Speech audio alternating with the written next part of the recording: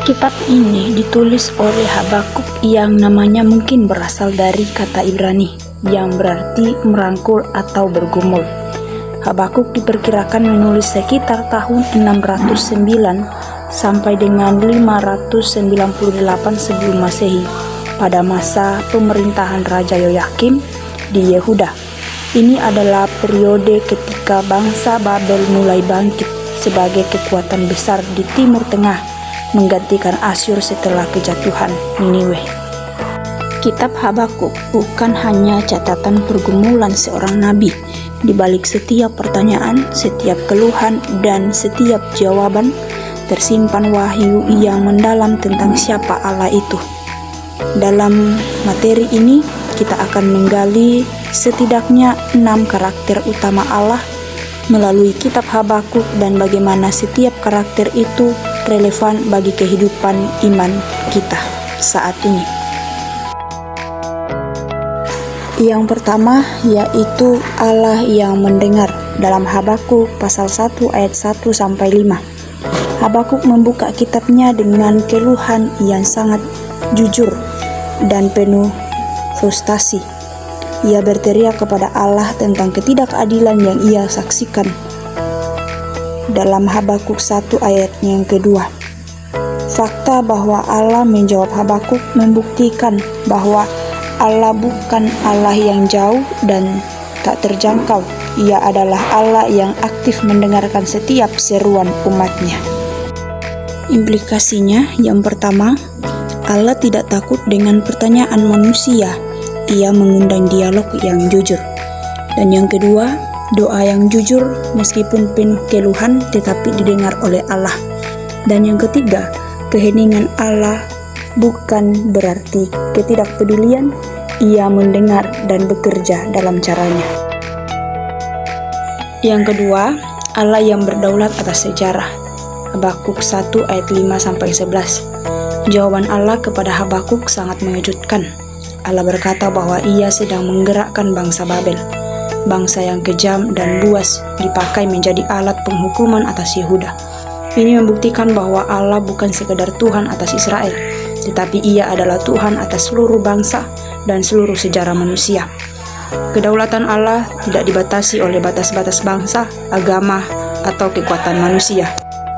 Implikasinya, yang pertama, Allah berdaulat atas bangsa-bangsa, bahkan bangsa yang tidak mengenalnya. Yang kedua, rencana Allah melampaui pemahaman dan logika manusia. Dan yang ketiga, tidak ada kekuatan di dunia ini yang dapat menggantikan rencana Allah. Yang ketiga, Allah yang kudus dalam Habakuk 1 ayat 12 sampai 13. Habakuk bergumul dengan pertanyaan yang sangat mendasar. Bagaimana mungkin Allah yang kudus menggunakan alat yang najis? Pertanyaan ini justru mengungkapkan kebenaran penting tentang kekudusan Allah. Allah tidak pernah kompromi dengan kejahatan, meskipun ia menggunakannya sebagai alat. Kekudusan Allah berarti Allah secara mutlak terpisah dari segala bentuk dosa dan kejahatan. Allah tidak menjadi najis ketika ia menggunakan Babel sebagai alatnya. Allah tetap kudus dalam semua tindakannya.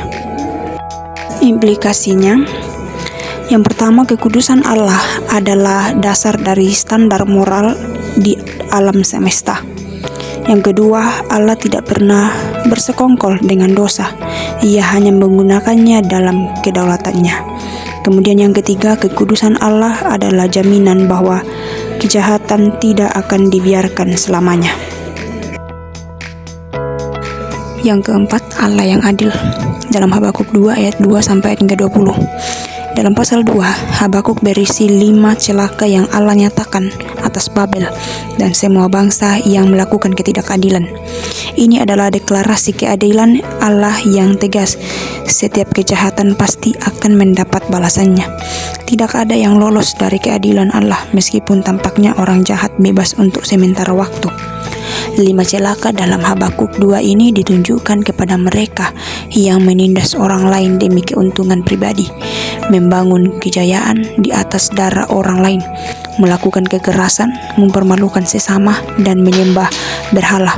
Ini adalah daftar yang sangat relevan bagi setiap zaman. Implikasinya, yang pertama, keadilan Allah tidak terbatas oleh waktu. Ia bisa lambat dari perspektif manusia, tetapi pasti datang. Kemudian yang kedua, tidak ada kekuatan manusia yang kebal dari keadilan Allah. Dan yang ketiga, Allah membela yang tertindas dan menghukum yang menindas. Yang kelima, Allah yang kekal dan tidak berubah dalam Habakuk 1 ayat 12 dan pasal 2 ayat 14. Di tengah semua kekacauan yang ia saksikan, Habakuk memegang satu keyakinan yang menjadi jangkar imannya. Allah adalah kekal. Ini membuka dengan pernyataan iman yang kuat. Bukankah engkau dari zaman purbakala, ya Tuhan, Allahku yang maha kudus? Allah yang kekal berarti Allah yang tidak berubah. Kesetiaannya tidak bergantung pada situasi. Kasihnya tidak surut ketika manusia tidak setia. Rencananya tidak gagal ketika manusia melawan. Ia adalah Allah yang sama kemarin, hari ini, dan selamanya. Implikasinya, yang pertama, kekekalan Allah adalah fondasi pengharapan. Apa yang ia janjikan pasti ia genapi. Kedua, kemuliaan Allah pada akhirnya akan memenuhi seluruh bumi. Ini adalah janji yang pasti. Dan yang ketiga, Allah yang kekal tidak pernah terlambat dan tidak pernah terlalu cepat. Yang keenam, Allah yang menyelamatkan dalam Habakuk pasal 2 ayat 4 dan pasal 3 ayat 13-19. Puncak dari seluruh wahyu tentang Allah dalam kitab Habakuk ini adalah Allah yang menyelamatkan. Dalam Habakuk 2 ayat 4 menyatakan prinsip keselamatan yang paling fundamental dalam perjanjian lama dan yang kemudian menjadi fondasi teologi perjanjian baru. Keselamatan bukan datang dari kekuatan manusia, bukan dari keberhasilan bangsa, bukan dari kemampuan militer. Keselamatan datang dari Allah dan diterima melalui iman. Allah bukan penonton pasif. Ia adalah Allah yang bergerak, bertindak, dan menyelamatkan umatnya. Implikasinya, yang pertama, keselamatan adalah inisiatif Allah, bukan hasil usaha manusia. Kemudian yang kedua, iman adalah respon yang Allah kehendaki dari umatnya.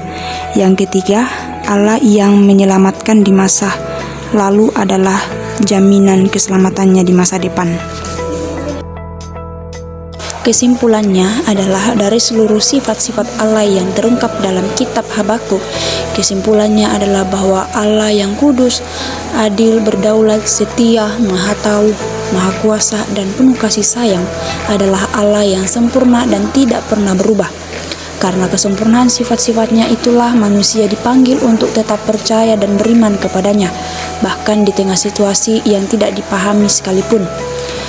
Iman yang sejati bukan lahir dari pemahaman atau keadaan, melainkan dari pengenalan yang mendalam akan siapa Allah itu sesungguhnya.